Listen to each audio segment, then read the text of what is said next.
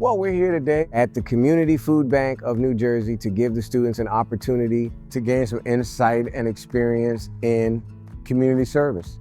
My English 1025 class and Professor Grayson's Civic Engagement class is a partnership established through Kean's General Education program, centers on the theme of civic engagement and public impact. There is a whole bunch of people, children, elderly people who don't have access to food. So we wanted to take it a step further and have them kind of do something, get involved, and help others in need. They had me in the kitchen preparing the chicken and mashed potatoes.